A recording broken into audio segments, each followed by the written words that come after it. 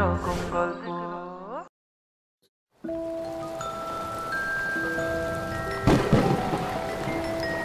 নমস্কার, আমি চিঞ্জিত, আর আমার সঙ্গে রয়েছে অনিরুদ্ধ। হরেক রকম গল্প 2.0-তে আপনাদের সবাইকে স্বাগতম। আজ হরেক রকম গল্পে থাকছে আমার লেখা একটি গল্প। এর আগে আপনারা আমার লেখা গল্প নিবারণ ওঝা ও প্রেতের কবলে বামন ঠাকুর, নিবারণ ওঝা ও চেটি পেতনির কবলে হারাধন পুরোহিত ও প্যাচাপেচি ভূত, এই গল্পগুলিকে খুব ভালোবাসা দিয়েছেন, তার জন্য অসংখ্য ধন্যবাদ। আশা করছি আগের গল্পগুলির মতো এই গল্পটিও আপনাদের মন ছুঁতে পারবে। আজ আপনারা শুনবেন আমি অর্থাৎ চিঞ্জিত বিশ্বাসের কলমে বুড়ো ঠাকুর ও বাবলাতলার স্কন্দকাটা।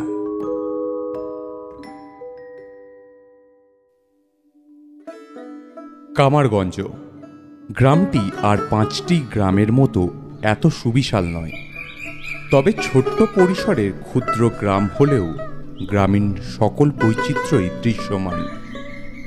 গ্রামটি আয়তনে ছোট হলেও গ্রামে প্রায় 150টি বসতি গড়ে উঠেছে। এর মধ্যে বেশিরভাগই জেলে ও কামারের বাস।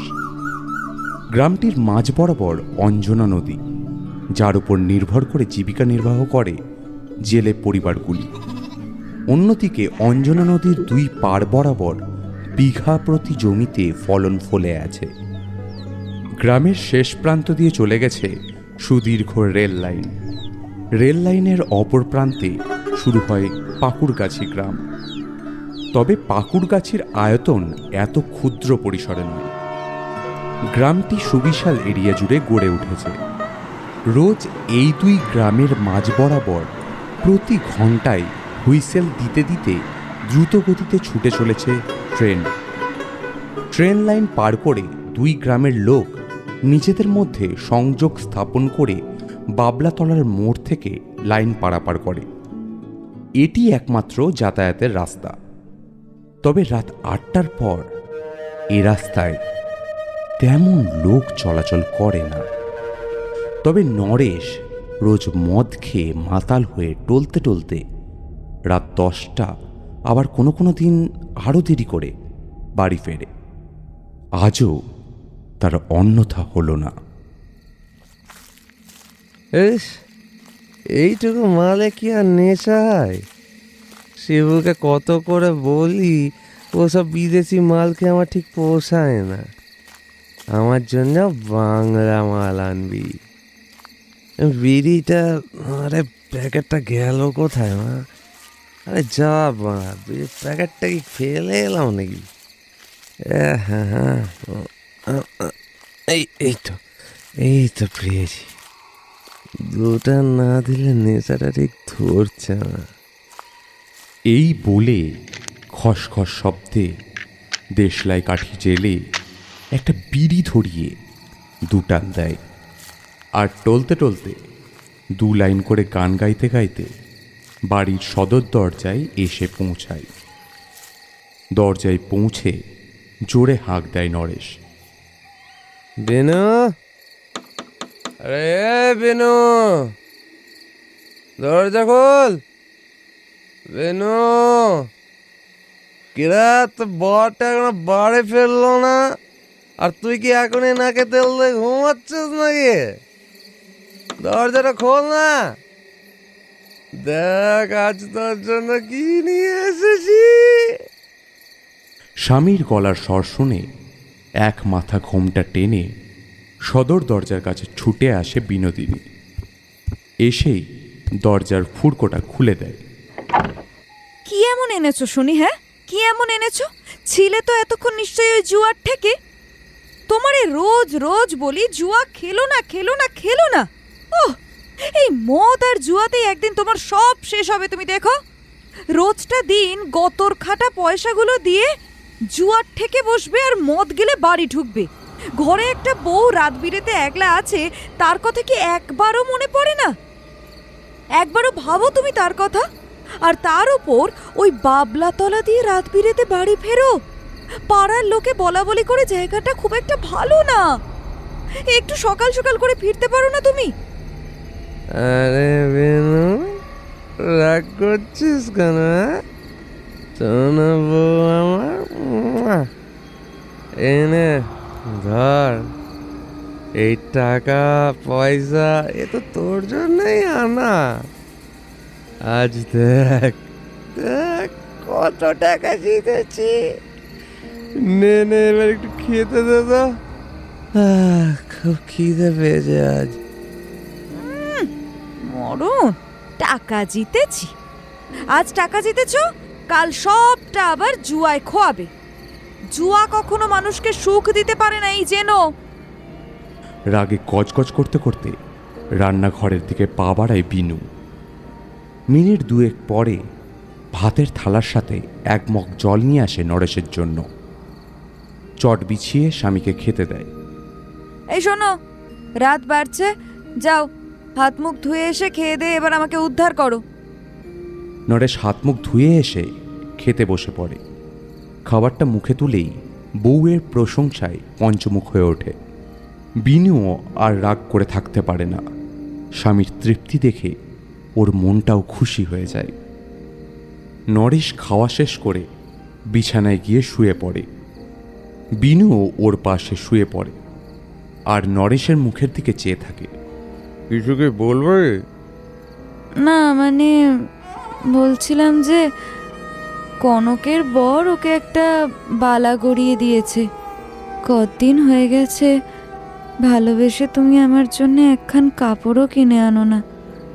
এবার আমাকে কনকের মতো একজোড়া হাতের বালা গড়ায় দাও না গো। তুমি চিন্তা করো না, আমি একটু একটু করে টাকা জমিয়েছি আমাদের ওই মাটির ভাঁড়টায় আছে। বাকি যা লাগে ওইটা তুমি দিও। আসলে আমারও তো শখ হয় এই নরেশ মিত্তিরের বউ পাড়ার মেয়ে বউদের দেখিয়ে দেখিয়ে হাতের সোনাবালা পরে ঘুরবে। কথা শেষ করতে না করতে নরেশের নাসিকা ধ্বনি বিনোদিনীর কানে আসে। কই গো, কি হলো শুনছো? ও গো, ধুর, চাপ বাবা, ঘুমিয়ে পড়লে এরই মধ্যে। ধ্যাৎ। বিনোদিনী আর কোনো কথা না বাড়িয়ে মনে এক রাশ আশা নিয়ে ঘুমিয়ে পড়ে। আর্থিক টানাপোড়েনের মাঝেও ওদের দুজনের ছোট্ট সংসার বেশ ভালোই চলছিল। বিনোদিনীর সাংসারিক গুণ আর তার সাথে ওর হিসেব করে পয়সা বাঁচিয়ে সংসার চালানোই সংসারের অভাব থাকার পরেও না খেয়ে কখনো কাটাতে হয়নি ওদেরকে। নরেশ নেশাখোর, জুয়ারি, যেমনই হোক তবুও স্বামীকে বড্ড ভালোবাসে। তা ওর পতিপরায়ণতা দেখে বোঝা যায়। পরদিবসে প্রতিদিনের ন্যায় পাশের বাড়ির ভোলা কামারের ঠুকঠুক লোহা পেটানোর শব্দে ঘুম ভাঙে বিনোদিনীর। নরেশকে কয়েকবার ডেকে ঘরের বাসি কাজ সেরে ঘাটের দিকে স্নানের উদ্দেশ্যে রওনা দেয় ও। অন্যদিকে এতক্ষণে নরেশও উঠে লোহার দা, বটি, ছুরি এগুলোতে শান দেওয়া শুরু করে। এই করেই তো ওদের সংসার চলে। সকালে লোহা পেটিয়ে নতুন আকার দিয়ে সেগুলি ওবেলায় কামারথুপার হাটে বসে বিক্রি করে নরেশ। স্নান সেরে এসে রান্নাবান্নার জোগাড় শুরু করে দেয় বিনু। পাশের বাড়ির ভোলা কামার জোর গলায় হেঁকে বলে, হে নরেশ, আজকে আর এবেলায় হাটে যাব না। শরীরটা খুব একটা জুতে ঠেকছি না, গা গতরখানিতে ব্যথা, মাথাখানা ধরেছে খুব। আচ্ছা কাকা, আমি শিবু, অসীম ওদের সাথে বেরিয়ে পড়বো খন। এ বিনু, রান্না বান্না কত দূর রে? এক গ্লাস জল এনে দে দেখি। কি ভোলা কাকা, আজ হাটে যাবে না? আমি বেলা থাকতে থাকতে খেয়ে নিয়ে সকাল সকাল বেরোবো। ওই রে। এই তো, হ্যাঁ যাই। এই নাও ধরো। বিনু এক গ্লাস জল হাতে নরেশের সামনে ধরে। নরেশ ঢকঢক করে জল খেয়ে ধুতির গাঁট থেকে একটা 50 টাকার নোট বার করে বিনুর হাতে দেয়। এই নে ধর এটা, ভাদুর বাপরে কাতলটার দামটা দিয়ে দিস। ও দাঁড়া, এই টাকাটাও রাখ, এটা দিয়ে ঘরের চাল ডাল যা লাগে নিয়ে আসিস। আচ্ছা ঠিক আছে। আর তুমি কখন ফিরবা? আজকে আমার ফিরতে একটু রাত হবে, চিন্তা করিস নে, আমার সাথে অসীমরা থাকবে। এই শোনো, আজকেও কি ওইসব ছাইপাশ গিলে জুয়া খেলে ঘরে ঢুকবা? তোমার কি একটু চিন্তা হয় না এদিকে আমি এত রাত অবধি ঘরে একা একা বসে থাকি? কোনো বিপদ আপদ হলে ভগবান আমার কপালে কবে যে একটু শান্তি দেবে তা তিনিই জানেন। এই যা তো ঘরে যা, সকাল সকাল কান মাথা খাস না। বিনু আর কিছুই বলে না। এসব কথায় কোনো কাজ হবে না ও জানে। বিয়ের পর থেকেই তো নরেশকে এমনই দেখেছে, তাই এই নিয়ে এখন আর নতুন করে ওর কোনো অসুবিধা হয় না। স্নান খাওয়া সেরে নরেশ কামারথোপার হাটের দিকে বেরিয়ে পড়ে। রেললাইন পার করে বাবলাতলার মোড় পেরিয়ে 5 মিনিটের হাঁটা পথ। তারপরেই গরুর গাড়ি করেই লোকে হাটে যাতায়াত করে। নরেশের বিক্রিবাট্টা অন্য দিনের তুলনায় আজ বেশ ভালোই হয়েছে। বেলা গড়িয়ে সন্ধ্যে 7:30 নাগাদ ওর সাঙ্গপাঙ্গরা এসে হাজির। আকে নরেশ দা, আজ পকেট পুরো গরম দেখছি। ও বেচা কেনা তো ফুলে ভেবে উঠছে দিন দিন। আজ কি ডবল লাগাচ্ছ নাকি? হ্যাঁ শোনো গুরু, আগে ভাগে বলে রাখি, কাল লাশবাজিতে সবাইকে ঘোলকায় দিয়েছ পুরো। জেতার পরেও তোমার পকেট থেকে একটা মালের টাকাও খুঁজলো না। আজ কিন্তু ওসব হচ্ছে না। আজ জিতলে ডবল, না জিতলেও মালের দামটা তুমিই দিচ্ছ কিন্তু। হ্যাঁ আজ ডবল না রে, আজ একেবারে বড় রকম নিয়ে মাঠে নামবো। আর তোরা আজ কেউ ওই নরেশকে হারাতে পারবি না। ব্যাপার খান কি বলো তো নরেশ দা? আছে আজ একেবারে 10 নিয়ে এসেছি, 10। 10 মানে? আরে বোকা, 10 মানে নগদ 10,000 টাকা। 10,000? এতগুলো টাকা কই পেলা একসাথে? কাল রাতে চোখে ঘুম ধরার আগে বিনুর মুখে এই জমানোর টাকার কথা জানতে পারি, বুঝলি?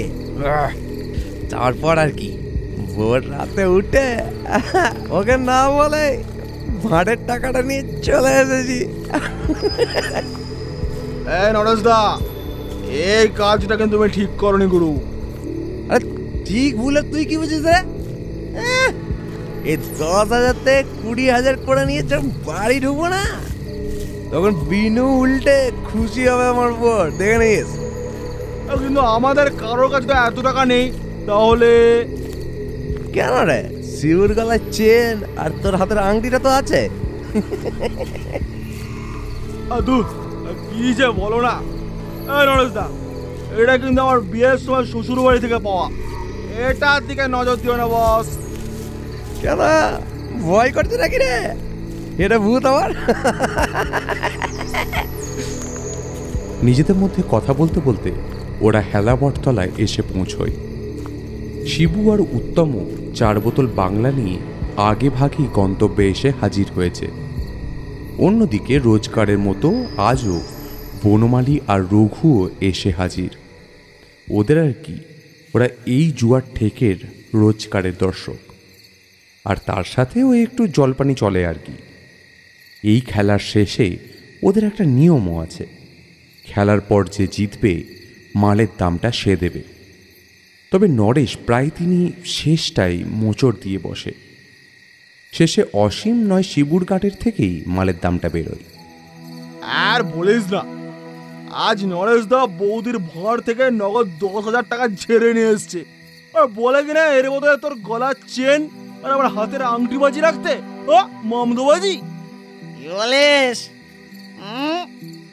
জিতলে পরে এত পুরো মালামাল কাণ্ড রে অসীম।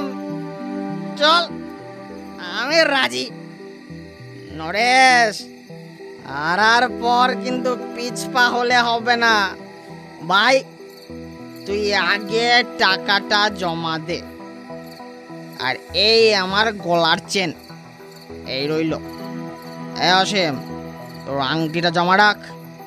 আর তোরা যে যে খেলবি, তোদের টাকা পয়সা বা সোনা দানা যা রাখবি জমা রাখ। কথাবার্তা চলতে চলতে এরই মধ্যে অমরও এসে হাজির হয়েছে। বাজারের মুদি সদাইয়ের দোকান সামলে কোনো দিন সবার আগে এসেই পৌঁছায়, আবার কোনো দিন ওই সব থেকে দেরি করে। আসলে ওর দোকানে যতক্ষণ খরিদ্দার থাকে ততক্ষণ দোকানের ঝাঁপ নামানোর জো নেই, তাই আসারও কোনো বাধা ধরার নির্দিষ্ট সময় নেই। রে, তোরা তো দেখি আজ আমারে ছেড়েই একেবারে বসে গেছিস, হ্যাঁ? আর কি এত হার জিতের কথা হচ্ছে রে? এই অমর যতক্ষণ না আসরে বসছে ততক্ষণ কোনো খেলায় জমবে না রে, কি বলিস ওগো? হ্যাঁ, তা যা বলেছ গুরু। তবে যাই বলো অমরদা, খেলার সময় তোমরা চারজনই কেউ কারোর থেকে কম যাও না। আরে অমর, এসব বাদ দে। নরেশ এদিকে কি কাণ্ড ঘটিয়ে জানিস নাকি? আবার কি কাণ্ড ঘটালো রে? এসে অসীমের মুখে শুনি নাকি বিনু বৌদির ভার থেকে সারা নগদ 10,000 টাকা জেরে এনেছে, জয় পয়সা লাগাবে বলে। হ্যাঁ, বলিস কি রে? তবে তো আজকের খেলায় বুঝে শুনে চাল দিতে হচ্ছে না। জিতলে পরেই তো মালামাল। এই নে, এই নে, আমিও আমার গলার চেনটা রাখলাম। কেন রে, লোভ হচ্ছে নাকি? হ্যাঁ, লাভ নেই, লাভ নেই, লোভ করে কোনো লাভ নেই, বুঝলি? এই 10-এর সাথে আজকে তোদের ভাগের টাকাটাও আমিই জিতবো। আগে এই অমরকে হারিয়ে দেখা। আমি কিন্তু বৌদির কথা চিন্তা করছি নরেশদা। আর যদি তুমি গোহারা হারো তাহলে কিন্তু বাড়ি গেলে তোমার কপালে অশেষ কষ্ট আছে। এইসব অলক্ষণে কথা বলিস না তা। এ উত্তম, নে ঢাল ঢাল। আরে তাকিয়ে রইলি কেন? ঢাল না, একটা করে পেক বানা দেখি। বটতলায় বসেই নিজেদের মধ্যে কথা বলতে বলতে ওদের এই খেলা চলতে থাকে। তার সাথে উত্তম পেক বানায় আর সমান তালে ওদের মদ্যপান চলে। চারজনেই ঢকঢক করে খায় আর তাসের পাতায় চাল দেয়। অন্যদিকে বনমালী, রঘু আর উত্তমও খেলা দেখতে দেখতে মদ খায়। ঘড়িতে এখন রাত 10:12। খেলার শেষ দানে কে জিতবে এখনো পর্যন্ত বলা মুশকিল।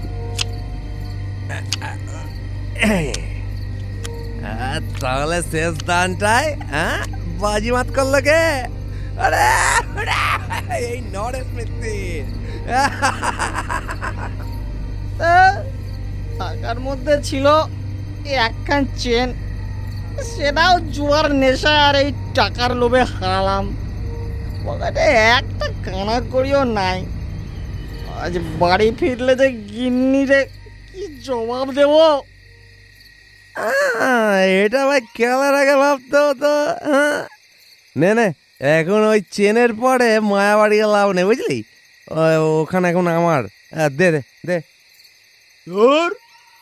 ভাবলাম কিছু টাকা জিতে কটা ধার শোধ করব, তা তো হলোই না।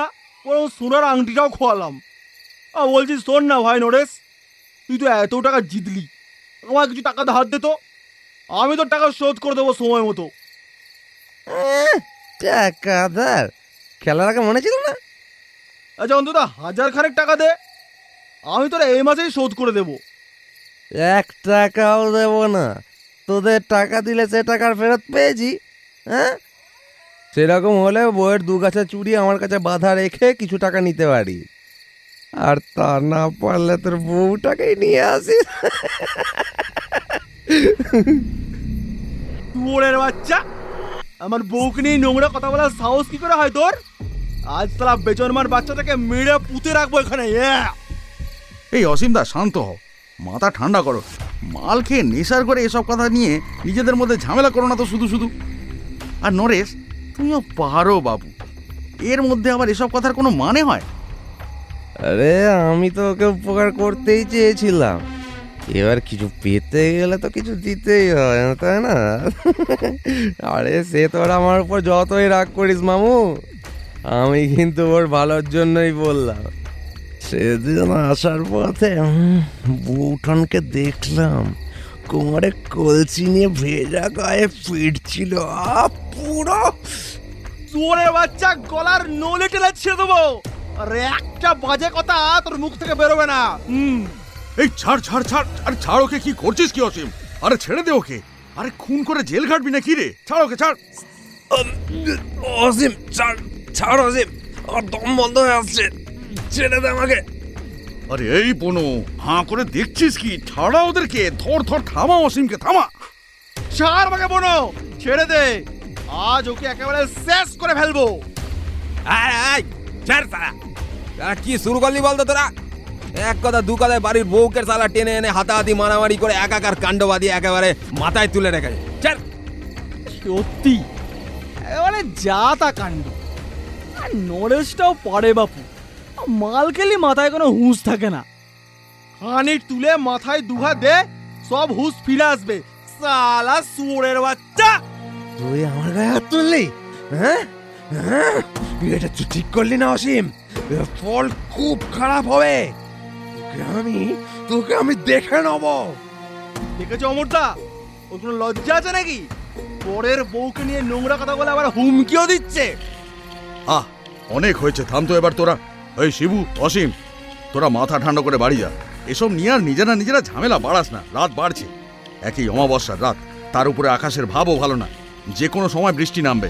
এই উত্তম, তুই নরেশকে একটু এগিয়ে দিয়ে রাত বিরেতে বাবলা তলা দিয়ে একা ছাড়িস না ওরে।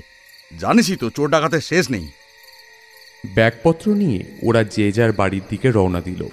অন্যদিকে উত্তম নরেশকে নিয়ে বাবলাতলার মোড়ের দিকে এগিয়ে যায়। কিছুটা পথ হেঁটে বাবলাতলার কাছে পৌঁছায় দুজনে। আরে ও নরেশ দা, কি গো বলছি, বাড়ি যেতে পারবে তো? হ্যাঁ রে, এই সামান্য মালকে এই নরেশের কিছু হয় না। আমি একদম ঠিক আছি। তুই যা, আমি এখান থেকে একাই যেতে পারবো। হ্যাঁ নরেশ দা, মেঘ ডাকছে কিন্তু, বেশি দেরি করবে না। হ্যাঁ, সাবধানে যাও তাহলে। হ্যাঁ, এই চললাম আমি। হ্যাঁ, তুইও যা সাবধানে। এ উত্তম, বিড়ি আছে কাছে? একটা বিড়ি ধরিয়ে দে তো। উত্তম প্যাকেট থেকে একটা বিড়ি বার করে ধরিয়ে দেয় নরেশকে। তারপর ওরা দুইজনই যে যার বাড়ির দিকে হাঁটতে থাকে।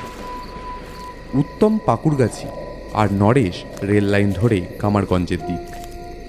অমাবস্যার রাতের কারণে চারিদিক খুটখুটে অন্ধকার, তার উপর শো শো শব্দে ঠান্ডা হাওয়া বইছে। আকাশে মেঘের গর্জন সময়ের সাথে সাথে বেড়েই চলেছে।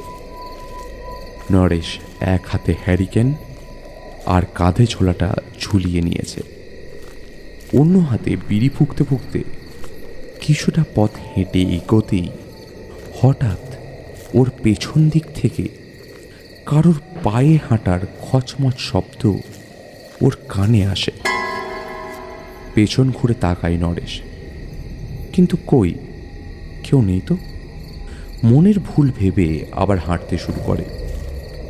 এবারে কেউ পেছন থেকে ওর মাথায় সজোরে আঘাত করে। চিৎকার দিয়ে কাঁপতে কাঁপতে মাটিতে বসে পড়ে নরেশ। এই গামছাটা দিয়ে ওর মাথাটাকে মুড়ে ফেল ভালো করে। আজকে মলটার কাছে অনেক মলকুড়ি আছে, সব লুটে নিতে হবে। ছাড় বলছি। কে তোরা? হ্যাঁ, ছেড়ে দে আমাকে, ছাড় বলছি। পয়সার থলিটা ধর, ভালো করে পকেটটা হাতড়ে দেখ, চেনার আংটিটা ও পকেটেই আছে।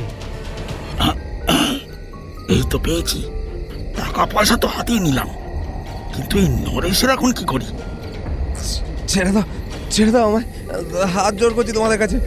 টাকা কড়ি যা আছে তোমরা নিয়ে নাও, কিন্তু আমায় ছেড়ে দাও, তোমাদের কাছে হাত জোর করছি। ছেড়ে দাও, আমাকে ছেড়ে দাও। ছেড়ে দেবো? ছেড়েই দেবো, তোকে একেবারে চিরকালের মতো ছাড়বো জমের দুয়ারে।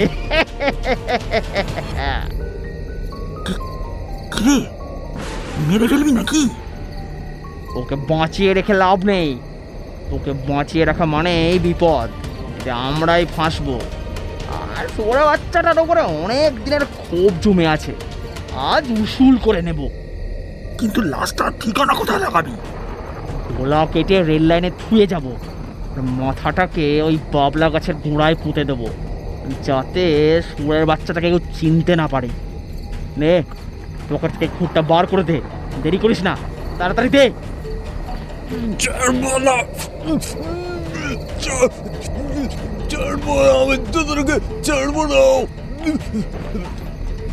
খুঁটটা হাতে নিয়ে চুলের মুঠিটা গামছার ওপর থেকে টেনে ধরে ওরা। তারপর একটানে খুঁড় দিয়ে গলায় পুঁচ দিয়ে কেটে দেয় নলিটা। ফিনকি দিয়ে রক্তস্রোত বেরিয়ে আসে, আর তার সাথে তীব্র গোঙানির আওয়াজ।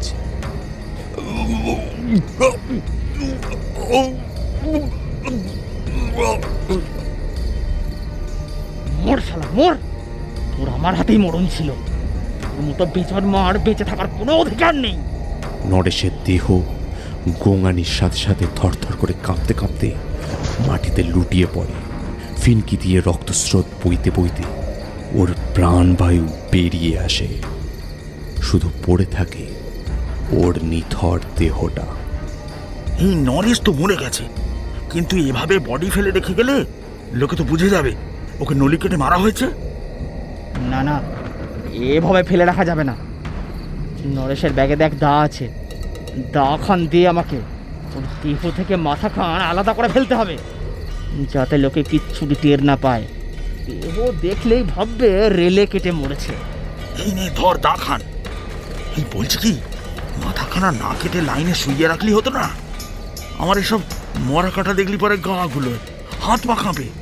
ওই চুপ কর তো, মানুষ খুন করে আবার ভয় পাচ্ছে।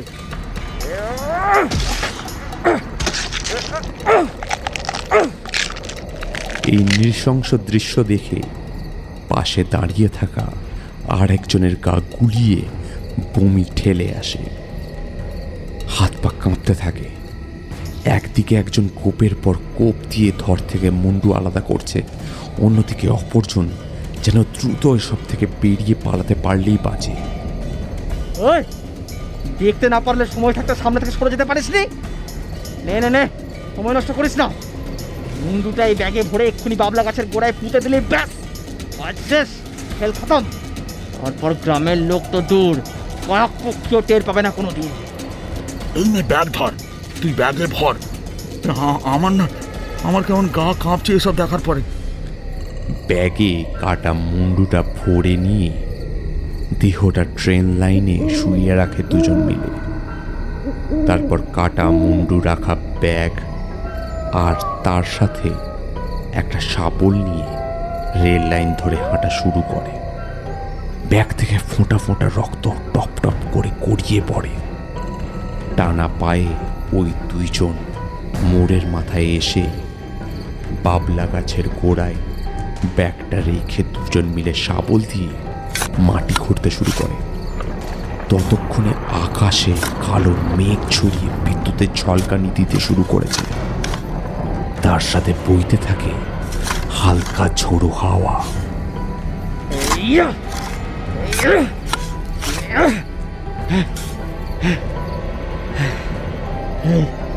শোন, এই কথা ভুলেও যেন কেউ টের না পায়। মনের ভুলেও মুখ থেকে একটা কথাও যেন না বেরোয়। না না, বেরোবে না। তুই তাড়াতাড়ি পুঁতে ফেলতে এবার মাথা খান, ভালো করে মাটি চাপাতিস। দেখিস বাবা, যেন শিয়াল কুকুরে গন্ধ পেয়ে মাটি খুঁচে না তোলে। হ্যাঁ হ্যাঁ জানি, একটু গভীর করে পুঁততে হবে। আকাশের যে অবস্থা, এখনই বৃষ্টি নামলে আর গর্ত করা যাবে না। মনে হলো নরেশের মাথাটা যেন নড়ে উঠলো। কি বলছিস? ভয়ে তোর মাথা খারাপ হয়ে গেছে। চুপ করে ওখানে দাঁড়িয়ে থাক, আমাকে কাজটা করতে দে। নরেশের মাথা বাবলা গাছের গোড়াতেই পুঁতে রেখে ওরা নিজেদের ভাগের হিস্সাটা দুজনে ভাগ করে নিল। তারপর খুব সন্তর্পণে ওখান থেকে পালিয়ে গেল। কিন্তু ওরা ঘুণাক্ষরেও টের পেল না এই অমাবস্যার কালো রাতের অন্ধকার ফুঁড়ে একটা অবয়ব রেল লাইনের ধার ঘেঁষে বাবলা গাছের দিকে এগিয়ে আসছে।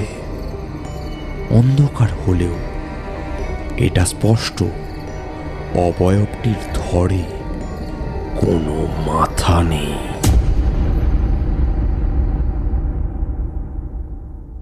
স্বামীর চিন্তায় সারা রাত বিনোদিনী দু চোখের পাতা এক করতে পারেনি।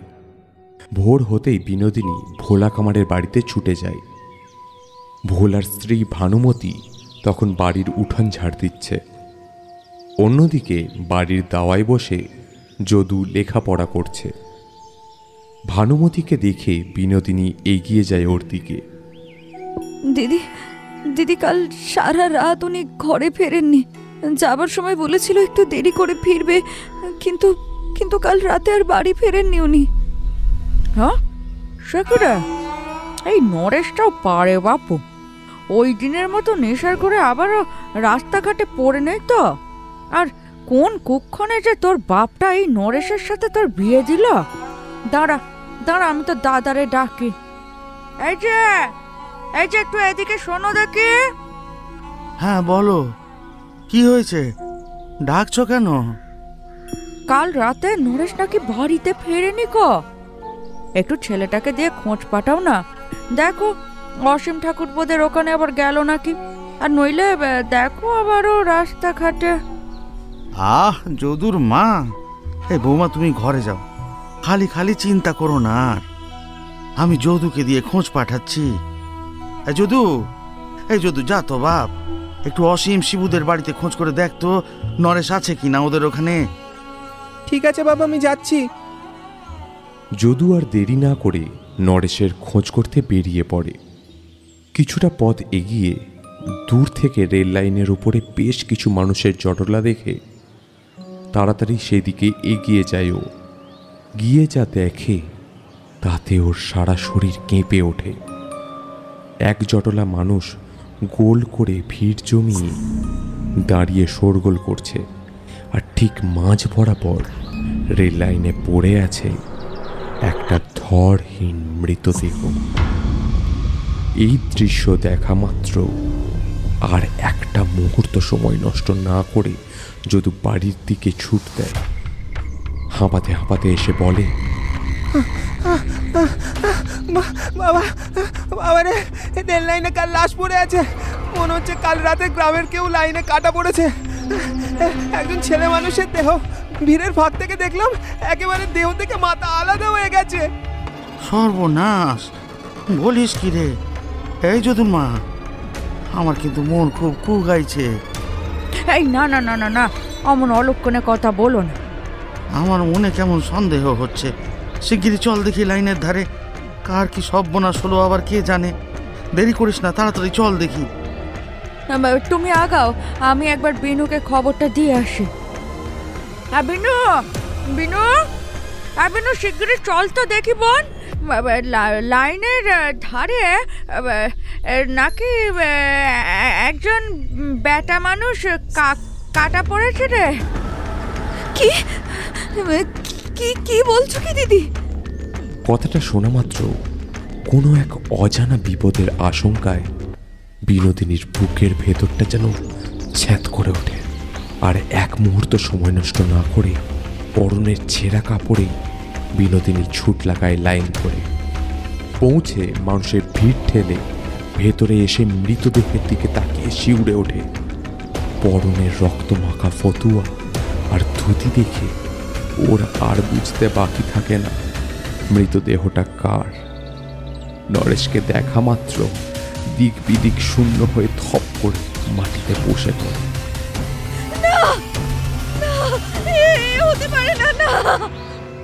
ওর মাথার উপর তখন আকাশ ভেঙে পড়ে। আরও একবার সচক্ষে পা থেকে ধর পর্যন্ত দেখেই তীব্র চিৎকার দিয়ে কান্নায় ভেঙে পড়ে বিনোদিনী। ওর কান্না দেখে কারোর বুঝতে বাকি থাকে না মৃতদেহটা নরেশের। বিনু হামা দিয়ে নরেশের দিকে একটু এগোলেই ভানুমতি আর সরলা জেঠিমা বিনুকে পাজা করে ধরে রাখে। নরেশের মৃতদেহ স্পর্শ করা থেকে ওকে আটকায়।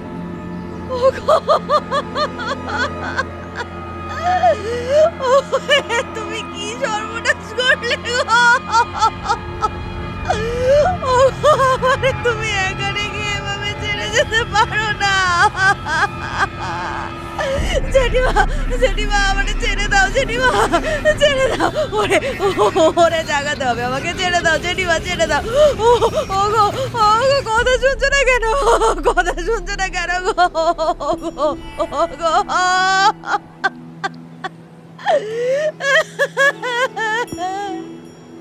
শান্ত হ মা, শান্ত হ, কাঁদিস নে। তোর কপালে এই দুর্ভোগ লেখা ছিল। এখন কাঁদলে কি নরেশরে আর ফিরে পাবারে মা?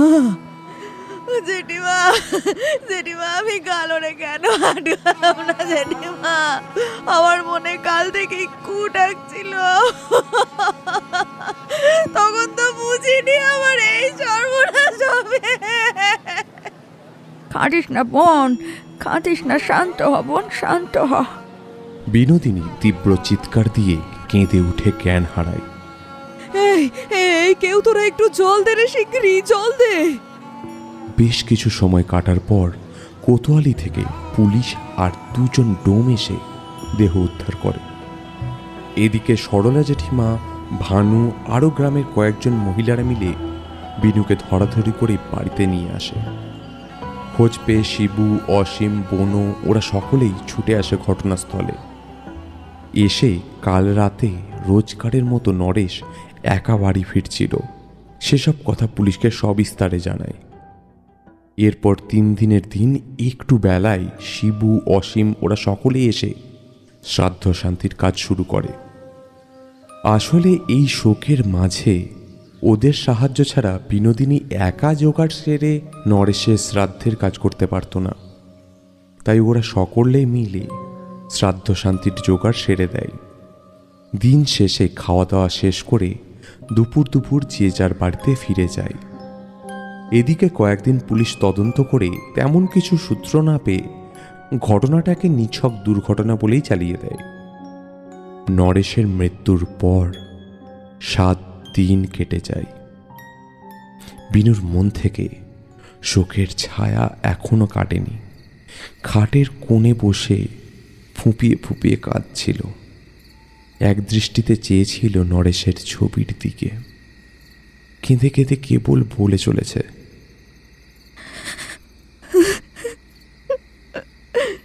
এভাবে আমায় একলা ছেড়ে চলে গেলে তুমি। এতবার বলতে হবে মদ আর জুয়োতেই তোমার একদিন শেষ হবে। কোনোদিন শোনোনি তুমি আমার কথা, কোনোদিন না, কোনোদিন। হঠাৎ একটা শীতল ঠান্ডা হাওয়ার স্রোত বয়ে যায় বিনুর শরীরকে স্পর্শ করে। বিনু, এই বিনু,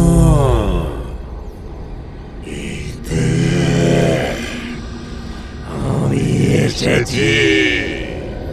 জানালার কাছ থেকে একটা ফ্যাস ফ্যাসের ভয়ঙ্কর কণ্ঠ ভেসে আসে বিনোদিনীর কানে। এক ঝটকায় জানলার দিকে ঘুরে তাকায় বিনোদিনী, কিন্তু কাউকে দেখতে না পেয়ে মনের ভুল ভেবে সেদিকে গুরুত্ব না দিয়ে শুয়ে পড়ে ও। হঠাৎ আবারও সেই সুর ভেসে আসে ওর কানে।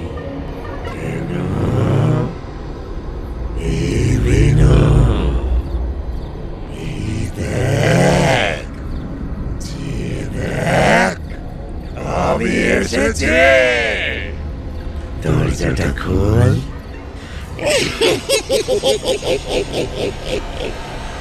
ভালো করে সেই সুর শুনে বিনোদিনী জানালার কাছে এক পা করে এগিয়ে যায়। একটা শীতল হাওয়ায় জানালায় রাখার লম্ফটা ধপ করে নিভে যায়, আর তার সাথে একটা আঁচটে পচা গন্ধ ভেসে আসে নাকে। জানালা থেকে বাইরে মুখ বাড়ায় বিনোদিনী।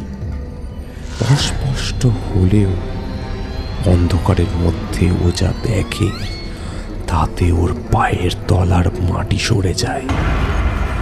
জানালার ওপারে অন্ধকারে কচু গাছের আড়ালে দাঁড়িয়ে আছে একটি গা শিউরে ওঠা অবয়ব, যার ধর আছে কিন্তু মাথা নেই।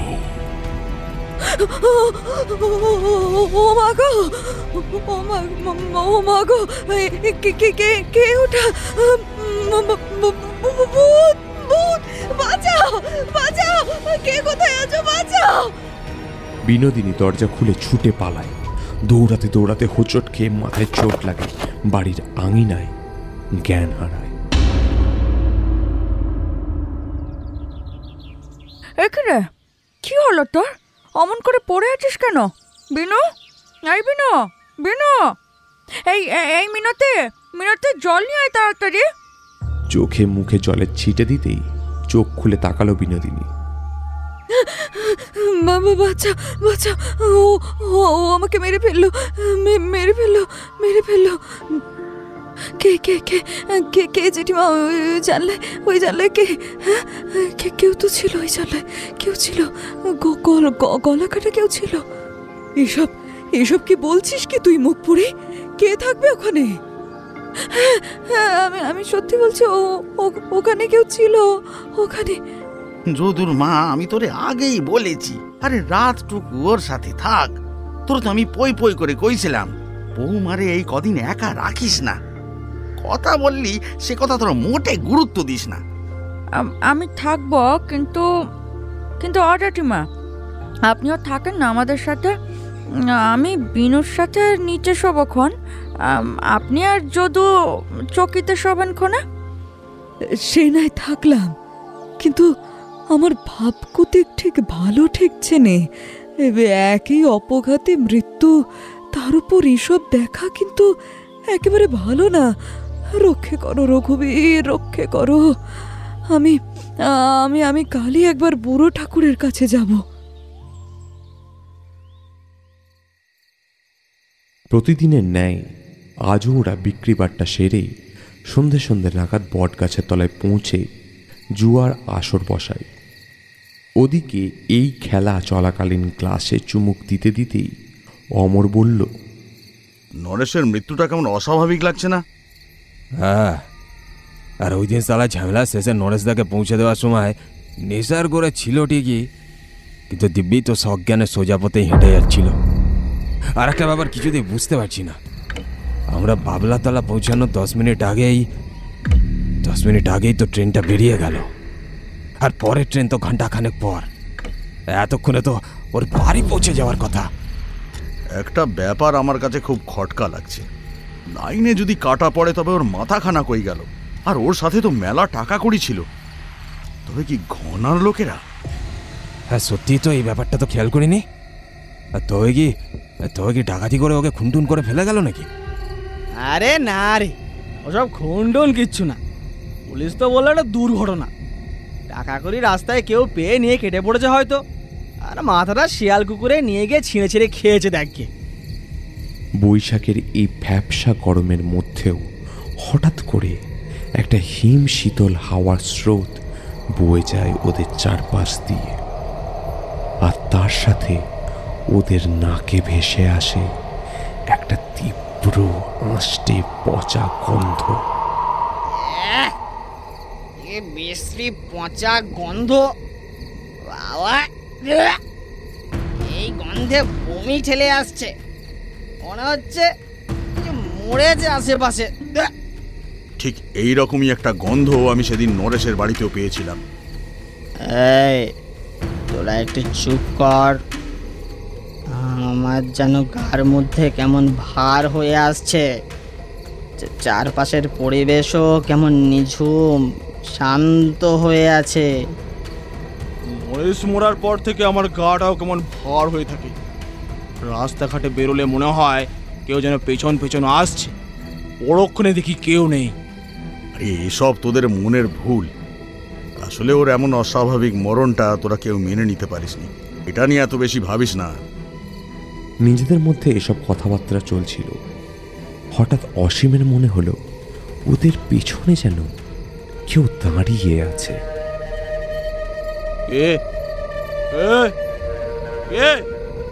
কি হলো ভাই, কি হলো রে?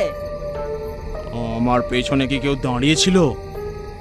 কই, কে দাঁড়িয়ে থাকবে? কেউ তো নেই ওখানে। আবে ওইদিকে চেয়ে দেখ। কি রে, তোর কি আজকে নেশাটা চড়ে গেছে নাকি? না না, আমার মনে হলো আমার পেছনে কেউ দাঁড়িয়ে ছিল, স্পষ্ট অনুভব হলো আমার। আজ বরং থাক, আমার আর ভালো লাগছে না। চল আজ ওঠা যাক। বনু, উত্তম, আর এক মুহূর্ত এখানে বসা ঠিক হবে না। তোরা যে যার বাড়ি ফিরে যা তাড়াতাড়ি। ব্যাপারটা ঠিক সুবিধের ঠেকছি না। দেরি করিস না, ওঠ ওঠ ওঠ, চল তাড়াতাড়ি চল এখান থেকে। বটতলার আসর ছেড়ে ওরা যে যার মতো নিজ নিজ বাড়ির পথে হাঁটা শুরু করে। অসীম কিছুটা পথ এগোনোর পর অসীমের গা আরো ভারী হয়ে আসে। চারপাশের পরিবেশ কেমন শান্ত, নীরব। দূর থেকে একদল বুনো শেয়াল ডেকে ওঠে। অসীম লণ্ঠনটা উঁচিয়ে নিয়ে ঝটপট পা চালায়। গাছের ডালে কাল বেচারা কর্কশ সুরে ডেকে ওঠে, যেন কোনো অশনি সংকেতের পূর্বাভাস পেয়েছে ওরা। ভয়ে দ্রুত পা চালায়, কিন্তু ওর অনুভব হয় কেউ যেন ওর ঠিক পেছনেই হাঁটছে। কে কে কে ওখানে? পেছন ঘুরে তাকায় অসীম। লণ্ঠনের আলোতে ভালো করে চারপাশটা দেখে নেয় একবার। কই, কেউ নেই তো, কিন্তু আমার স্পষ্ট মনে হলো কেউ আমার পেছন পেছন হাঁটছিল। নেশার ঘরে সবটাই মনের ভুল ভেবে আবারও বাড়ির দিকে এগিয়ে যায় ও। গাছের আড়াল থেকে একটা ক্ষীণ কণ্ঠ ভেসে আসে ওর কানে।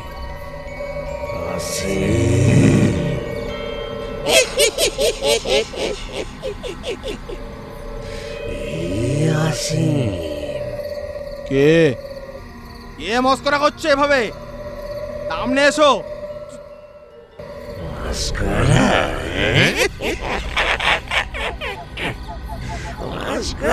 বটে, আর তোরা তোরা যেটা আমার সাথে করেছিস, তবে সেটা কি? অসীম এক পা করে এগিয়ে যায় গাছটির দিকে। ওপর দিকে অন্ধকার ফুঁড়ে একটা অবয়ব এগিয়ে আসে ওর দিকে। লণ্ঠনটা তুলে ও যা দেখতে পায় তাতে ওর গায়ের রক্ত হিম হয়ে আসে। সামনে দাঁড়ানো অবয়বটির গলা কাটা, ধরে কোনো মাথা নেই, কেবল ধর থেকে একটা লম্বা জিভ বেরিয়ে আছে, যা থেকে টপ টপ করে রক্ত গড়িয়ে পড়ছে।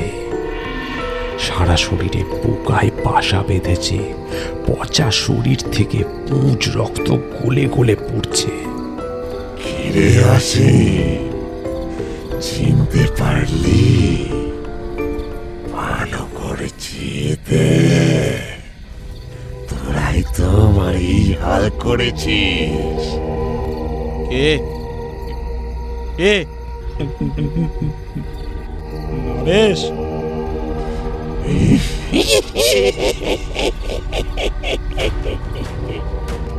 অসীম আর এক মুহূর্ত সময় নষ্ট না করে প্রাণপণ ছুট দেয় উল্টো দিকে। ছুটতে ছুটতে বাবলা গাছের শেকড়ে বেঁধে হুমড়ি খেয়ে পড়ে। হাতে ধরা লণ্ঠনটা হাত থেকে ছিটকে যায়। লণ্ঠনের কাঁচ ভেঙে ধপ করে আগুন জ্বলে ওঠে দাও দাও করে। হামা দিয়ে সামনের দিকে এগোতে এক জোড়া পা ওর নজরে আসে। উপরে তাকিয়ে দেখে সেই ভয়াল দর্শী প্রেত ওর সামনেই দাঁড়িয়ে। আমাকে ছেড়ে দে, ছেড়ে দে আমাকে। আমি তোর কোনো ক্ষতি করিনি, আমাকে মানিস না, মানিস না। ছেড়ে দে, ছেড়ে দে আমাকে, ছেড়ে দে। অট্ট হাসিতে ফেটে পড়ে সেই ভয়ঙ্কর প্রেত। মুহূর্তেই কোত্থেকে মাথার উপর 4-5টা কাক ডানা ঝাপটাতে থাকে। অসীমের মাথাটা দু হাতে চেপে ধরে সেই প্রেত। অসীমের গলায় আঙুলের ধারালো নখগুলো গেঁথে দেয়। ধর থেকে মুন্ডুটা টেনে ছিঁড়ে ফেলে। তীব্র আর্তচিৎকার দিয়ে শরীরটা থরথরিয়ে কাঁপতে থাকে। তারপর কাঁপতে কাঁপতে মাটিতে লুটিয়ে পড়ে ওর নিথর দেহটা। তখনও ওর উবড়ানো ধর থেকে রক্তধারা বয়ে চলেছে, আর তার সাথে গাছের মগডাল থেকে ভেসে আসে একটা শয়তানি হাসি।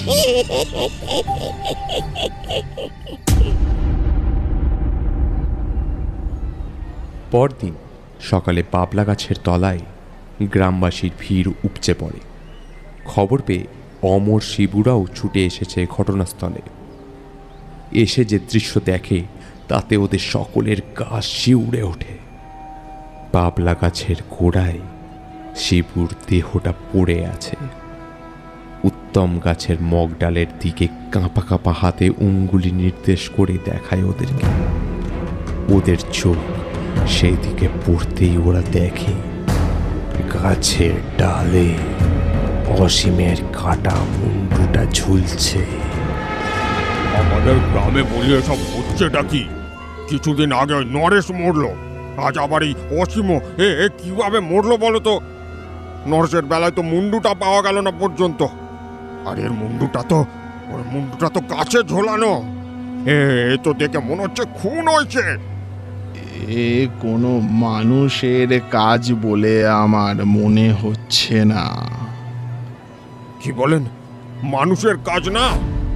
কে কে করেছে তাহলে? কে করেছে তা আমি জানি না, তবে এগুলো মানুষের কাজ না, এ আমি নিশ্চিত করে বলতে পারি। এই গ্রামে কোনো অপশক্তির প্রভাব পড়েছে। বাতাসের গন্ধে আমি তা অনুভব করতে পারছি। কিছুদিন ধরেই গ্রামের বাতাস খুব ভারী হয়ে উঠেছিল। আমি তখনই ব্যাপারটা ঠিক আঁচ করতে পেরেছিলাম না, কিন্তু আমি এখন নিশ্চিত এই গ্রামে এক ভয়ালদর্শী অপশক্তির প্রভাব পড়েছে। এমনকি এই গাছের আশপাশেও আমি এখনো সেই গন্ধ অনুভব করতে পারছি। অপশক্তি? সে কি? তাহলে তো পুরো গ্রামের লোক বিপদের মুখে আছে। তাহলে তাহলে এখন উপায় কি বুড়ো ঠাকুর? বুড়ো ঠাকুরের বলা কথা শুনে গ্রামের মানুষের সাথে সাথে অমর, উত্তম ও বাকিরাও শিউরে উঠল। বুড়ো ঠাকুর চলে যেতেই বাকিরাও যে যার মতো সেখান থেকে চলে যেতে লাগলো। আমি জানি না এটা কোনো মানুষের কাজ না বুড়ো ঠাকুরের কথাই সত্যি, কিন্তু যেই করে থাকুক সে কি কারণে এরকম হিংস্রতা দেখাচ্ছে? আমাদের দুটো বন্ধুর প্রাণ নিয়ে তার কি লাভ হলো?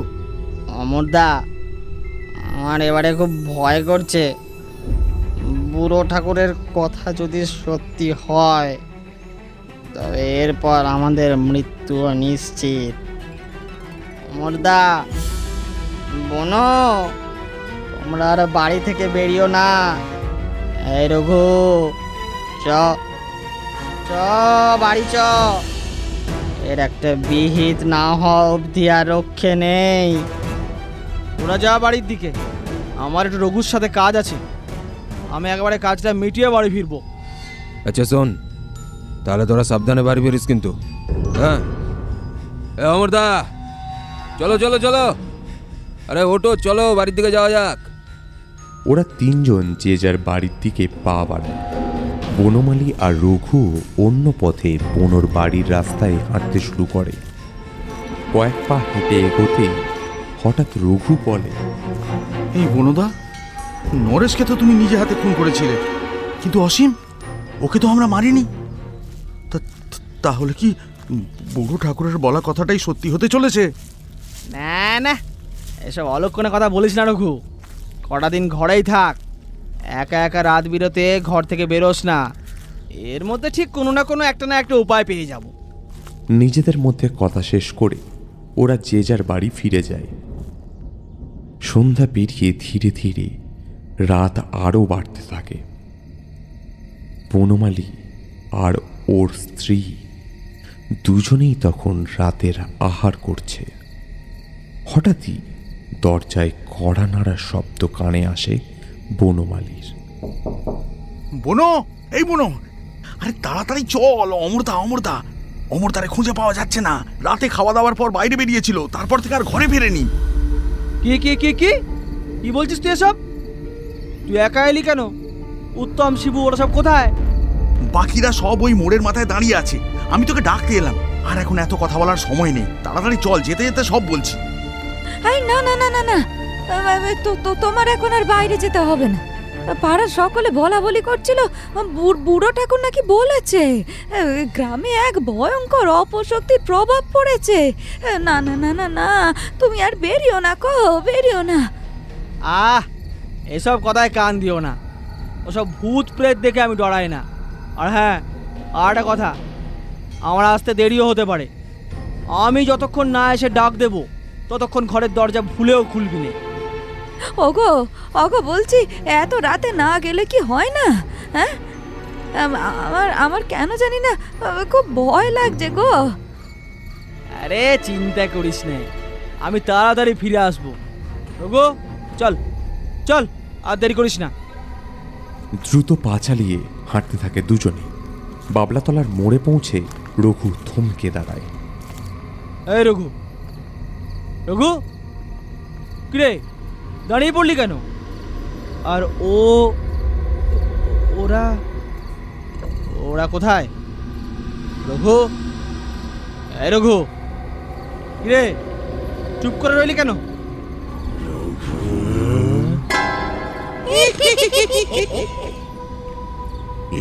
রঘু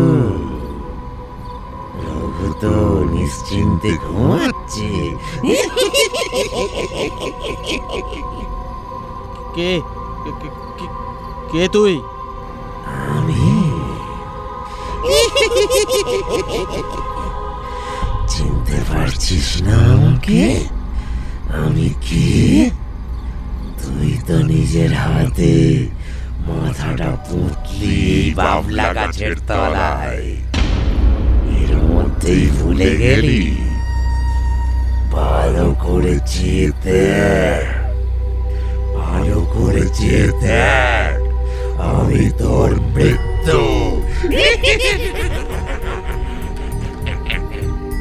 অবয়বটি বনমালীর সামনে ঘুরে দাঁড়ায়। মস্তকহীন ভয়াল দর্শী সেই প্রেতের ক্ষত বিক্ষত চেহারা সচক্ষে দেখে বনুর পা থরথরিয়ে কাঁপতে থাকে। প্রতিশোধের আনন্দে সেই প্রেত মহা আনন্দে উল্লাসিত হয়ে অট্টহাসিতে ফেটে পড়ে। সেই হাসির শব্দে চারপাশ কেঁপে ওঠে। বনমালী ছুটে পালাতে চাইলেও বাবলাতলা থেকে এক পাও এগোতে পারল না। ওর পা দুটো বাবলা গাছে শেকড়ে শক্ত করে বেঁধে ফেলেছে। ছেড়ে দে, ছেড়ে দে, ছেড়ে দে আমায়, আমায় ক্ষমা করে দে। আমি টাকার লোভ সামলাতে পারিনি, আমার বড় ভুল হয়ে গেছে। ছেড়ে দে, ছেড়ে দে।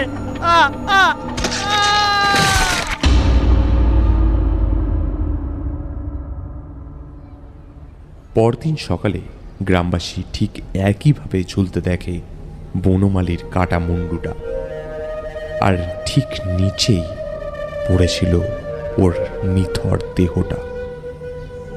পরপর একই ঘটনা ঘটায়। এবারে গ্রামবাসী ভয়ে সেদিয়ে যায়। কারোর বুঝতে বাকি থাকে না কাল বুড়ো ঠাকুরের বলা কথাগুলোই সত্যি। গ্রামে কোনো ভয়ঙ্কর প্রেতের ছায়া পড়েছে। সকলে মিলে ছুটে যায় বুড়ো ঠাকুরের কাছে। বুড়ো ঠাকুর, আপনি আমাদেরকে বাঁচান। ওই পিশাচ আবারও আরেকজনের প্রাণ নিয়েছে। ও আমাদের সবাইকে মেরে ফেলবে ঠাকুর। হ্যাঁ ঠাকুর, আপনি কিছু একটা করেন। এইসব ভয়ঙ্কর দৃশ্য নিজের চোখে দেখা যায় না। শান্ত হও তোমরা।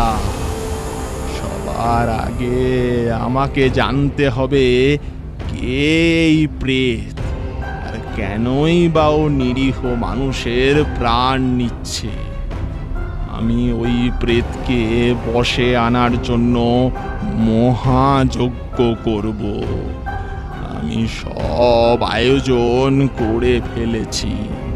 তোমরা গ্রামবাসীকে নিয়ে মন্দিরে এসো।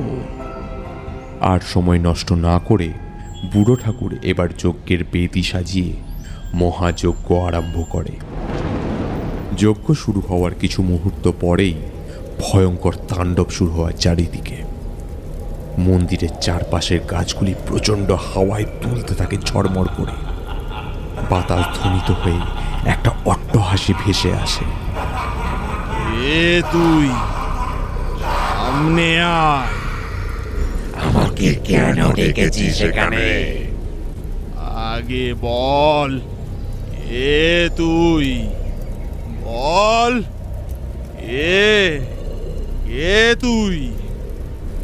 আমি নরেশ। নরেশ?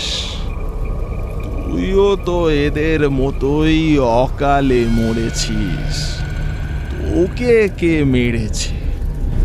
আমাকে কে মেরেছে? আমাকে কে মেরেছে তা তো না জানলেও চলবে। আমার মৃত্যুর প্রতিশোধ, আমার মৃত্যুর প্রতিশোধ আমি নিজেই নিতে পারবো। কিন্তু তুই তো নিরীহ মানুষের প্রাণ নিচ্ছিস, ওদেরকে কেন মারছিস? নিরীহ? কে নিরীহ? কেউ নিরীহ নয়। এক এক করে আমি সবাইকে মারবো। কাউকে কাউকে ছাড়বো না আমি, কাউকে না। আমাকে যে বাধা দেবে আমি তারও মাথাটা উপড়ে নেব। আমার এই প্রতিশোধ, আমার এই প্রতিশোধ, আমার এই প্রতিশোধে বাধা হয়ে দাঁড়ালে আমি এই গ্রাম উজাড় করে দেবো। কেউ বাঁচতে পারবি না তোরা, কেউ না, কেউ না। বুড়ো ঠাকুর মন্ত্রপুত পবিত্র বিভূতি হাতের মুঠোয় নেয় ওকে কাবু করার জন্য, কিন্তু কোনো লাভ হয় না। তার আগেই নরেশ অদৃশ্য হয়। এখন আর নরেশকে কাবু করা এত সহজ কাজ না। ও এখন প্রচণ্ড শক্তিশালী এক প্রেতে পরিণত হয়েছে। তোদের মধ্যে ওকে কে বা কারা প্রাণে মেরেছিস আমি জানি না, তবে ও ওর প্রতিশোধ না নিয়ে থামবে না। একবার এই প্রেত ওর প্রতিশোধ নেওয়ার পর যদি ওর মনের আশ না মেটে, তবে ও এমনভাবে এই সব মানুষকে নৃশংসভাবে মারতে থাকবে। একটার পর একটা মৃত্যু নামবে গ্রামে। তাই বাঁচতে চাইলে একটাই উপায়, যারা যারা এই পাপ কাজ করেছিস তারা নিজের ভুল স্বীকার করে নে, নইলে আমিও এর শেষ রক্ষা করতে পারবো না। ওরা 5 জন বাদে সকলে যে যার মতো বাড়ি ফিরে যায়। ভিড় কমলে রঘু ছুটে যায় বুড়ো ঠাকুরের পায়ের কাছে। কান্নায় ভেঙে পড়ে রঘু। আমি এই পাপ কাজ করতে চাইনি বুড়ো ঠাকুর, এসব বনমালীর কাজ। আমি ওরে অনেকবার বারণ করেছি, ও আমার কোনো কথা শোনেনি। শেষটায় টাকার লোভে পড়ে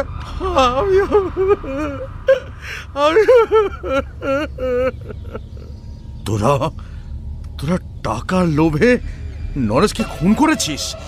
হ্যাঁ, আমরা আমাদের দোষে আজকে নির্দোষ অসীমকেও প্রাণ দিতে হলো।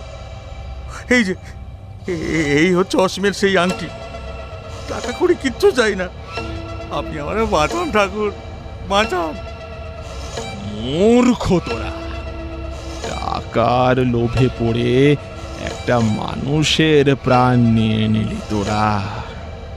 একবারও ভাবলি না এর ফল কি ভয়ঙ্কর হতে পারে। তুই যে পাপ করেছিস তার কোনো ক্ষমা হয় না। আমি এই পাপ থেকে তোকে রক্ষা করতে পারবো না। এ কথা বলবেন না ঠাকুর, আমি বাঁচতে চাই ঠাকুর, আমি বাঁচতে চাই, আমি মরতে চাই না ঠাকুর। আমার ভুল হয়েছে, আমার ভুল হয়েছে, আমাকে আমাকে মাফ করেন ঠাকুর, আমাকে মাফ করেন, আপনার পায়ে পড়ি, আপনি বাঁচান আমাকে ঠাকুর, আপনি বাঁচান। বাঁচার একটা উপায় আছে। ওর শরীরের দাহ করা হলেও ওর মাথার কোনো অন্তিম সংস্কার হয়নি। তার ফলে ওর আত্মা এক ভয়ঙ্কর শক্তিশালী প্রেত স্কন্দকাটায় পরিণত হয়েছে। মাথা না খুঁজে পাওয়া গেলে ওর মুক্তি অসম্ভব। আর এ কাজ ওর বাড়ির লোক ছাড়া সম্ভব না। না ঠাকুর, ওর মাথা কোথায় আছে আমি জানি, আমি জানি ঠাকুর। ওকে মারার পর বনু আর আমি ওই বাবলা গাছের গোড়ায় মাথাটা পুঁতে রাখি। তাহলে যা, এখনই নরেশের বউয়ের কাছে গিয়ে সব কিছু খুলে বলে ওর কাছে ক্ষমা ভিক্ষা চা। সবটা জানার পরও যদি তোদের প্রাণ বাঁচাতে সাহায্য করে, একমাত্র তবেই তুই এই পাপ থেকে রক্ষা পাবি। আর শোন, এই নে, এই তাবিজ তোরা হাতে ধারণ করে নে। ভুলেও এই তাবিজ কিন্তু হাত থেকে খুলবি নে। এই পবিত্র তাবিজ যতক্ষণ তোদের দেহে থাকবে, ততক্ষণ ওই প্রেত তোদের কোনো ক্ষতি করতে পারবে না। সন্ধ্যা নেমে আসে। গ্রামের সকলে সন্ধ্যা নামার পূর্বে যে যার ঘরে দরজা জানালা বন্ধ করে রাখে। আর এক মুহূর্ত সময় নষ্ট না করে ওরা চারজনে লণ্ঠন হাতে ভয়ে ভয়ে নরেশের বাড়ির দিকে পা বাড়ায়। বাড়ির আঙিনায় পৌঁছে বিনুকে ডাক দেয় ওরা। বৌঠান, ও বৌঠান। কে? আমি রঘু বৌঠান, তাড়াতাড়ি দরজাটা খোলো, আমাদের খুব বড় বিপদ। কি হয়েছে বলো, কি বিপদ? বৌঠান, আমার খুব বড় ভুল হয়ে গেছে। এ পাপের কোনো ক্ষমা হয় না আমি জানি, কিন্তু কিন্তু কি রঘু? সোনার আংটি আর টাকার লোভে একেবারে শেষ করে দিলি? হ্যাঁ, একেবারে। কণ্ঠস্বরটা শুনে সবাই কেঁপে ওঠে। গায়ের রক্ত শীতল হয়ে আসে। একটা দমকা হাওয়ায় শাড়ির আঁচলটা সরে যায় দেহ থেকে। ওদের সামনে দাঁড়িয়ে আছে সেই ভয়ঙ্কর করাল বিভীষিকাময় প্রেত। দুহাতে চেপে ধরে রঘুর মাথাটা স্পর্শ করা মাত্রই তীব্র যন্ত্রণায় ছটফট করে ওই প্রেত। তখন ওরা চারজনে প্রাণপণে মন্দিরের দিকে ছুটতে থাকে। নরেশের আত্মা ওদের পিছু ছাড়ে না। ওদেরকে স্পর্শ করতে না পারলেও শক্তিশালী সেই প্রেত এবারে নিজের সমস্ত শক্তি লাগিয়ে মোটা মোটা গাছের কুড়ি শূন্যে ফাঁসিয়ে ছুড়ে দেয় ওদের দিকে। গাছের কুড়ির নিচে চাপা পড়ে যায় রঘু। তীব্র আর্তনাদ করে ওঠে যন্ত্রণায়। তোরা পালা, আমার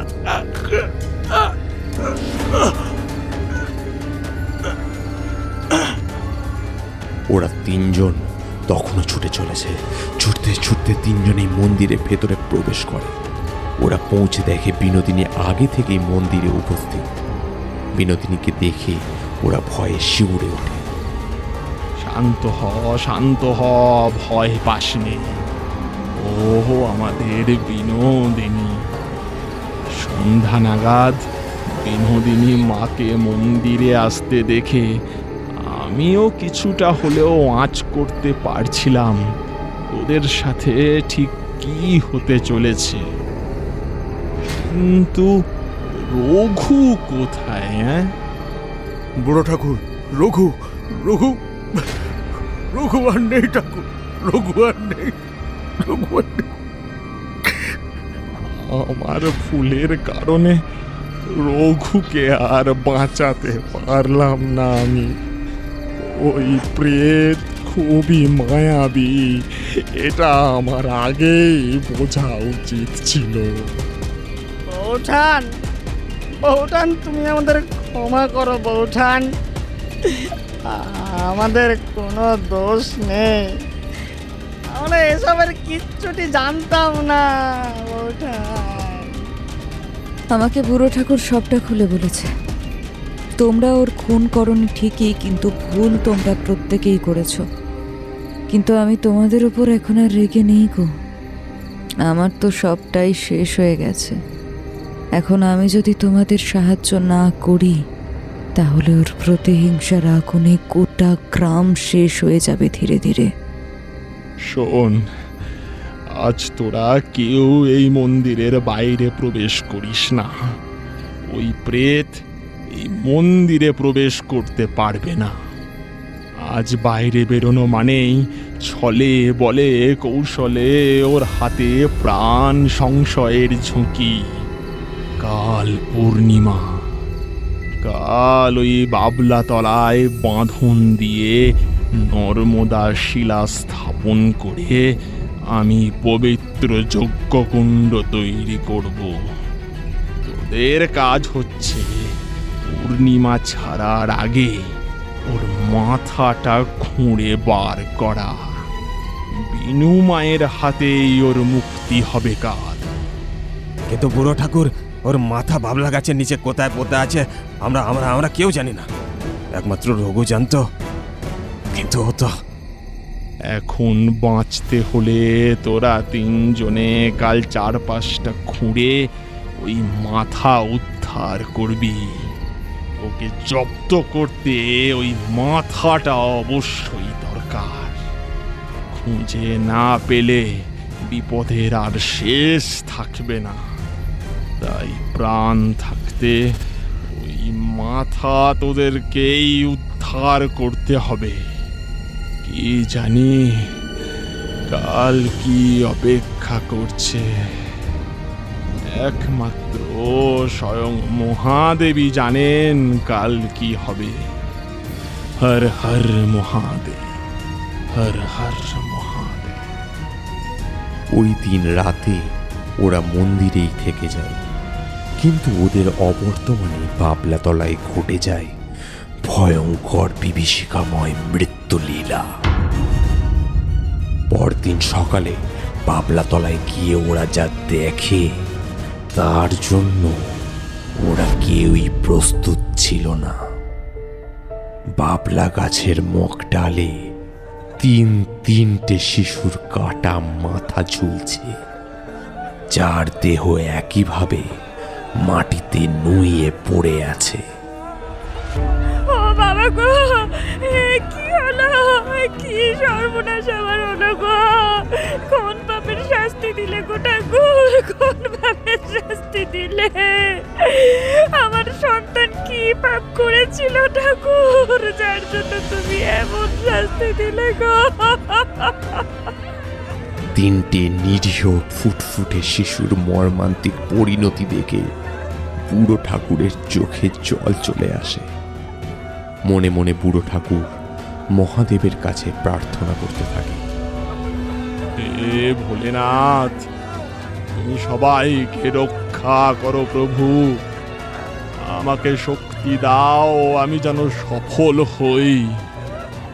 ঠিক তখনই ভিড়ের মধ্যে থেকে একটা খিনখিনে মহিলা কণ্ঠস্বর সবার হৃদকম্পন বাড়িয়ে দিল।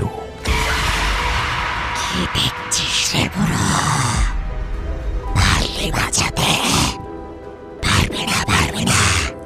বলেছিলাম না, আমার প্রতিশোধে বাধা দিস না। আমার প্রতিশোধে বাধা দিলে আমি গ্রাম উজাড় করে দেব। শুনলি না তো আমার কথা? এবারে দেখ, দেখ কি হাল হয়। কাউকে ছাড়বো না, কাউকে না। ওর দোষীদের তুই শাস্তি দিয়েছিস, তবে আবার এই নিরীহ মানুষদের কেন মারছিস? তোর সাথে অন্যায় হয়েছে, তার প্রতিশোধ তুই নিয়েছিস, এবার তুই চলে যা। চলে যাবো? হ্যাঁ, চলে যাবো। আমার তো মুক্তি চাই না। তুই কি ভেবেছিস? কি ভেবেছিস তুই এই তিনজনকে বাঁচাতে পারবি? কখনোই না, কখনো না। বুড়ো ঠাকুর মুঠো করে এক মুষ্টি বিভূতি নিয়ে বিড়বিড় করে মন্ত্র আওড়াতে থাকে। মন্ত্রপুত বিভূতি ছুঁড়ে দেয় মহিলাটির গায়ে। সঙ্গে সঙ্গে মহিলাটির হাত পা ছেড়ে দিয়ে জ্ঞান হারায়। ওরা চারজন আর এক মুহূর্ত সময় নষ্ট না করে বুড়ো ঠাকুরের নির্দেশ মতো মৃত শরীরগুলো সরিয়ে নেয়। চারিদিকে কমণ্ডল থেকে মন্ত্রপুত জল ছিটিয়ে চারপাশে পবিত্র বন্ধনে আবদ্ধ করে। গাছের চারিদিকে ত্রিশূল দিয়ে গণ্ডি কেটে দেয়। তোমরা সবাই এই গণ্ডির মধ্যে প্রবেশ করো। যাই হয়ে যাক না কেন, এই গণ্ডির বাইরে কেউ পা রাখবে না। আমি মহাপ্রেত বিনাশক যজ্ঞ আরম্ভ করলে ওই প্রেত নানাভাবে বাধা সৃষ্টি করবে। তোমরা কেউ ওর মায়া জালে ভুল করেও পা দেবে না। অমর, শিবু, উত্তম, তোরা আর দেরি করিস না, তোরা তোদের কাজে লেগে পড়। বুড়ো ঠাকুরের কথা মতো ওরা তিনজন মিলে বাবলা গাছের চারিপাশটা খোঁড়া শুরু করে দিল। ঠিক তখনই হঠাৎ করে চারিদিকের পরিবেশ পরিবর্তন হতে শুরু করল। আকাশ ঘিরে কালো মেঘে ছেয়ে গেল। পূর্ণিমার রাত অমাবস্যার রাতে পরিণত হলো। তার সাথে উঠল প্রবল ঝড়। চারপাশের গাছপালাগুলো মরমর করে ভাঙতে শুরু করলো। বাবলা গাছটারও প্রায় একই পরিস্থিতি। ওরা কি করবে কিছু বুঝে উঠতে পারছিল না। ঝড়ের প্রকোপ যেভাবে বাড়ছিল তাতে বাবলা গাছের ডাল যখন তখন ভেঙে ওদের মাথার উপর পড়তে পারে। তোমরা ভয় পেও না, এটা ওই প্রেতের মায়া। আমি থাকতে তোমাদের কোনো রকম ক্ষতি আমি হতে দেব না। তারপর বুড়ো ঠাকুর মহামৃত্যুঞ্জয় মন্ত্র উচ্চারণ করে যজ্ঞের অগ্নিশিখা প্রজ্বলিত করতে একটা গোলক সুরক্ষা কবচ ওদের গণ্ডির চারদিকে উৎপন্ন হলো। সেই সুরক্ষা কবচ এতটাই শক্তিশালী, তার মধ্যে ঝড়ের কোনো রকম ঝাপটা প্রবেশ করা বন্ধ হয়ে গেল। আবার শুরু হলো ওদের মাটি খোঁড়ার কাজ। তিনজনে গাছের তিন দিকে প্রাণপণে মাটি খুঁড়ে চলেছে। ঠিক তখনই উত্তমের পিছন দিক থেকে বিনোদিনী গলার আওয়াজ ভেসে আসলো। এই তো আমি পেয়ে গেছি ওর মাথা। উত্তম বিনোদিনীর হাতের দিকে তাকিয়ে দেখল, সত্যি ওর হাতে একটা মানুষের আধ পচা কঙ্কাল মাথা। তুমি পেয়ে গেছো মাথাটা বৌঠান? যাও যাও যাও, ওটা নিয়ে যাও, ওটা নিয়ে যাও, বড় ঠাকুরের কাছে নিয়ে যাও। আমি মাথাটা নিয়ে যেতে পারছি না। মাথাটা ধীরে ধীরে খুব ভারী হয়ে যাচ্ছে। তুমি তাড়াতাড়ি এসো আমার সাথে এটাকে ধরো। হ্যাঁ হ্যাঁ হ্যাঁ, দাঁড়াও। উত্তম বিনোদিনীর হাতে রাখা মাথাটা তাড়াতাড়ি গিয়ে ধরতে গেল, কিন্তু ও অনুভব করল না যে ও ভুল করে বুড়ো ঠাকুরের কাটা গণ্ডির বাইরে বেরিয়ে পড়েছে। কিন্তু যখন অনুভব হলো তখন অনেকটা দেরি হয়ে গেছে। বাইরে বেরোনো মাত্রই উত্তম দেখল বিনোদিনী এসে থেকেই বুড়ো ঠাকুরের পাশে সেই একই জায়গায় বসে আছে। তাহলে বাইরেও যাকে দেখল সে কে?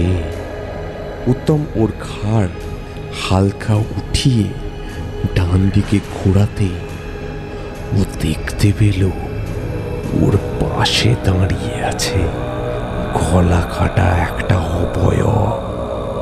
উত্তম এক মুহূর্ত সময় নষ্ট না করে আবার গণ্ডির মধ্যে ঢুকতে যাবে, ঠিক এমন সময় নরেশের আত্মা ওর গলা চেপে ধরে।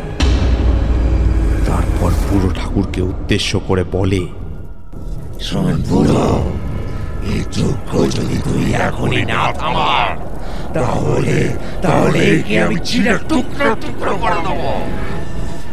বুড়ো ঠাকুর ঘাড় ঘুরিয়ে দেখে উত্তমকে চাপটে ধরে আছে নরেশের প্রেতাত্মা।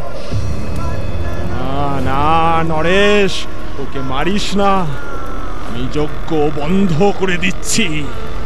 ঠাকুর, এই তো মাথা পাওয়া গেছে। মাথা পাওয়ার খবর শুনে প্রেত আরো হিংস্র হয়ে উঠল।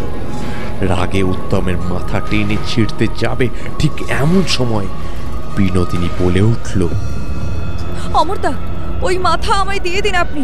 আমি ওটা আবারও ওই জায়গাতেই পুঁতে দেব। আমি চাই না আমার স্বামীর বিরুদ্ধে যেতে। আর বুড়ো ঠাকুর, আপনার কাছে আমি হাত জোর করে প্রার্থনা করছি, এই যজ্ঞ আপনি বন্ধ করুন। বন্ধ করে দে এই যজ্ঞ। আর উত্তমকে যদি বাঁচাতে চাস, তাহলে তোরা তিনজনে গণ্ডি থেকে বেরিয়ে আয়। উত্তমের প্রাণ বাঁচাতে অমর, শিবু আর বুড়ো ঠাকুর বাধ্য হয়ে গণ্ডি থেকে বেরিয়ে আসে। খুশিতে নরেশের প্রেতাত্মা অট্টহাসি শুরু করে। নিজের আকার 3 গুণ বাড়িয়ে ওতে 4 জনকে 2 হাতের মুঠোয় তুলে ধরে। এইবার তোদেরকে ছিঁড়ে টুকরো টুকরো করে মারবো। প্রেতের হাতের মুঠোয় থাকা অবস্থাতেই বুড়ো ঠাকুর বিনোদিনীকে উদ্দেশ্য করে বলে ওঠে, মন্দিরে বলা আমার কথাগুলো মনে করো মা। নিজের মনকে শক্ত করো। তুমি জানো তোমাকে কি করতে হবে। মন্দিরে বলা বুড়ো ঠাকুরের কথাগুলো বিনোদিনীর মনে পড়তে থাকে। আমি যখন যজ্ঞ শুরু করব, তখন নানা রকম বাধা বিপত্তি উৎপন্ন করবে নরেশ। কিন্তু যাই পরিস্থিতি হোক না কেন, এই মহাপ্রেত বিনাশক যজ্ঞের সফলতা একমাত্র তোমার হাতে।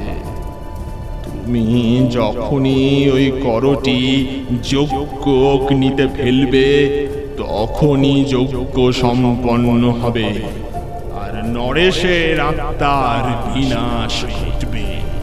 এদিকে অট্টহাসি করতে করতে নরেশের প্রেতাত্মা যখন ওদের 4 জনকে মারতে যাবে, ঠিক তখনই বিনোদিনী নরেশের করটিটা যজ্ঞ কুণ্ডে নিক্ষেপ করে। এক ভয়ানক চিৎকার দিয়ে নরেশের আত্মা ওদের 4 জনকে ছেড়ে দেয়। তারপর ধীরে ধীরে চিরতরে হাওয়ায় মিশে যেতে থাকে। নরেশের আত্মা আর কখনো ফিরে আসতে পারবে না।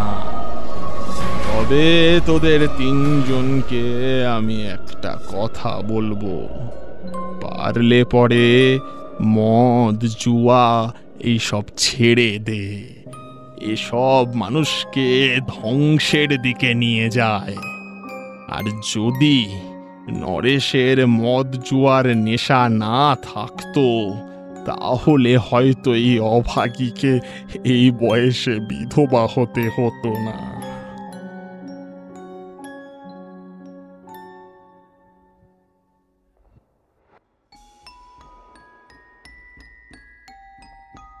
শুনছিলেন বুড়ো ঠাকুর ও বাবলাতলার স্কন্দকাটা।